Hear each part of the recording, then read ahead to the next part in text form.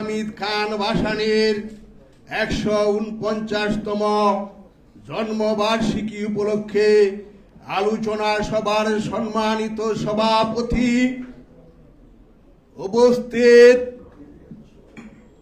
জাতীয়তাবাদী দল বিএনপির মহাসচিব মির্জা ফখরুল ইসলাম আলমগীর, উপস্থিত আছেন জাতীয় পার্টির প্রেসিডেন্ট মোস্তফা জামাল হায়দার ভাই সহ অন্যান্য যারা মঞ্চে উপবিষ্ট আছেন সবাইকে আমার শুভেচ্ছা, এবং সামনে যারা বসে আছেন তাদেরকে লাল গোলাপের শুভেচ্ছা, এবং সাংবাদিকদেরকে আমি আমার অন্তরের অন্তঃস্থল থেকে শুভেচ্ছা ও ভালোবাসা জানাচ্ছি। বন্ধুগণ, এই বিজয়ের মাসে যে সমস্ত মানুষের রক্তের বিনিময়ে এই দেশ স্বাধীন হয়েছে, ৮৫ আম্র কাননে ১৭৫৭ সনে বাংলার স্বাধীনতা যখন ব্রিটিশদের হাতে চলে গিয়েছিল, এরপর পরে ২০০ বৎসর যাবৎ ইংরেজদের বিরুদ্ধে যারা যুদ্ধ করে নিজেদের জীবন বিলিয়ে দিয়ে পাকিস্তান প্রতিষ্ঠা করেছিলেন, তাদের শহীদ এবং পরবর্তীতে পাকিস্তানের বিরুদ্ধে আন্দোলন করতে যাইয়া ১৯৭১ সনে মহান মুক্তিযুদ্ধে যে সমস্ত ভাই বোনেরা জীবন দিয়েছেন, এবং সর্বশেষ ৫ই আগস্ট পর্যন্ত একদলীয় শাসন ব্যবস্থা স্বৈরাচারী শেখ হাসিনার দম্ভকে চূর্ণ বিচূর্ণ করে দিতে যাইয়া যে সমস্ত ভাই ও বোনেরা তাদের জীবনের শেষ রক্ত ঢেলে দিয়েছেন, যারা আহত হয়েছেন, যারা পঙ্গু হয়েছেন, সেই সমস্ত ভাই বোনদের উদ্দেশ্যে আমি আমার শ্রদ্ধা নিবেদন করছি। বন্ধুগণ, আজকে কয়েকটি কথা আমাকে বলতেই হবে।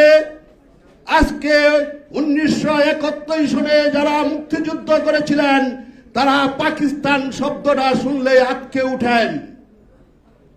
যারা ২৪-এর গণ আন্দোলনে এদেশের শেখ হাসিনার পতন ঘটিয়েছেন, তারা মুক্তিযুদ্ধের কথা ভুলে যান। এর কারণ কি?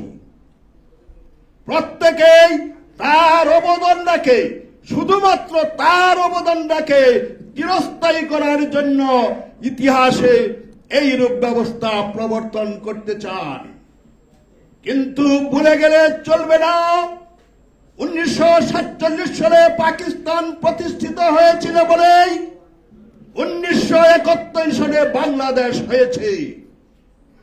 ১৯৭১ সনে বাংলাদেশ হয়েছে বলেই ২৪-এর ৫ই আগস্ট হয়েছে। তাই প্রত্যেকটা জিনিস পরস্পর সংযুক্ত। ইতিহাস কাউকে ক্ষমা করে না। ইতিহাসে যার যে অবদান, সে যত চেষ্টাই করুক না কেন, ইতিহাসে তার স্থান দিতে হবে। মৌলানা ভাসানীর উপর আলোচনা করতে যাইয়া আমরা যদি পাকিস্তান শব্দটা ভুলে যাই, তাহলে প্রক্ষান্তরে মৌলানা ভাসানীকেই ভুলে যেতে হয়। পরবর্তীতে বাংলাদেশ সম্পর্কে আলোচনা করতে যাইয়া যদি আবার মৌলানা ভাসানীকে ভুলে যায়, তাহলে বাংলাদেশকেও ভুলে যেতে হয়। তাই এই মৌলানা ভাসানীর সারা জীবনের ইতিহাস, ব্রিটিশদের শাসন শোষণের বিরুদ্ধে ইতিহাস, মৌলানা ভাসানীর ইতিহাস, এই ৫৪ বছরে বাংলাদেশে যে সমস্ত লুটতরাজ, শাসন শোষণ, নির্যাতন হয়েছে, তার বিরুদ্ধের ইতিহাস। বন্ধুগণ, আপনারা জানেন আজকে মৌলানা ভাসানীকে অসাম্প্রদায়িক বলে চালানোর একটা চেষ্টা চলছে। কিন্তু মৌলানা ভাসানী জাতীয় অধ্যাপক ডাক্তার নুরুল ইসলামের সাথে এক সাক্ষাৎকারে বলেছিলেন, নুরুল ইসলাম সাহেব তাকে প্রশ্ন করেছিলেন, আপনি ইসলাম ধর্মকে বেশি বিশ্বাস করেন না সমাজতন্ত্রকে?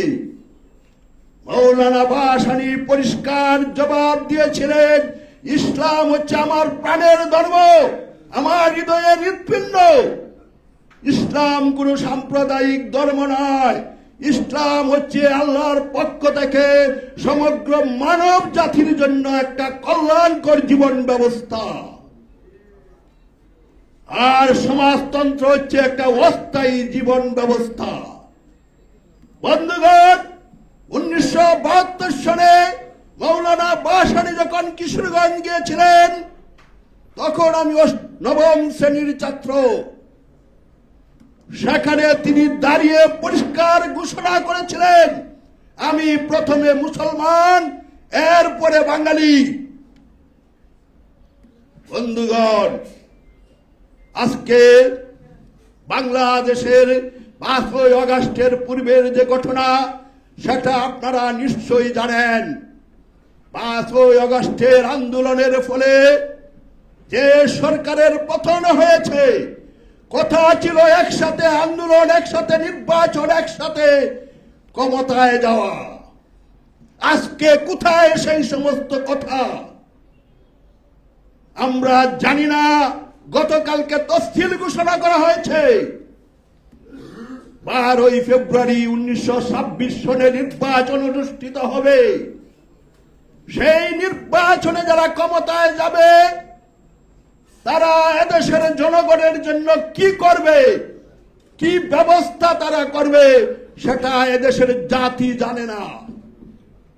কিন্তু ভাসানী জনশক্তির পার্টির পক্ষ থেকে আমি পরিষ্কারভাবে জানিয়ে চাই, অতীতের মতো আবার যারা ক্ষমতায় যাওয়ার পর যদি জনগণের সাথে বিশ্বাসঘাতকতা করা হয়, তাহলে দেশের জনগণ তাদেরকে ক্ষমা করবে না।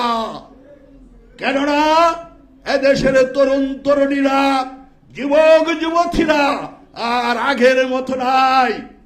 কেননা স্বৈরাচারী শেখ হাসিনা, যাকে জনগণ মনে করত আজীবন ক্ষমতায় থাকবে, সেই স্বৈরাচারী শেখ হাসিনার সিংহাসন যেখানে তাসের মতো চলে গেছে জনগণের আন্দোলনের মুখে, তাই কোন স্বৈরাচার আর এই দেশে চিরস্থায়ী হবে না।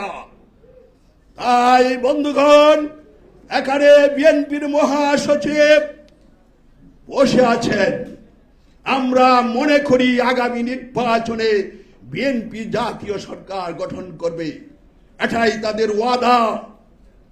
আমি বলতে চাই উনার উদ্দেশ্যে, মৌলানা ভাসানীর জন্মদিন এবং মৃত্যুদিনকে উনারা ক্ষমতায় যাওয়ার পর জাতীয় দিবস হিসাবে ঘোষণা করবেন কি না, সেটা আজকের এই সভায় পরিষ্কারভাবে তার কাছ থেকে আমরা জানতে চাই। বলুন, আপনারা জানতে চান কিনা? তাই বন্ধুগণ, বহুবার বলা হয়েছে বক্তব্য সংক্ষিপ্ত করার জন্য। আমি আমার বক্তব্য আর দীর্ঘায়িত করতে চাই না। সকলকে লাল সালাম জানিয়ে আমি আমার আলোচনা শেষ করছি। সকল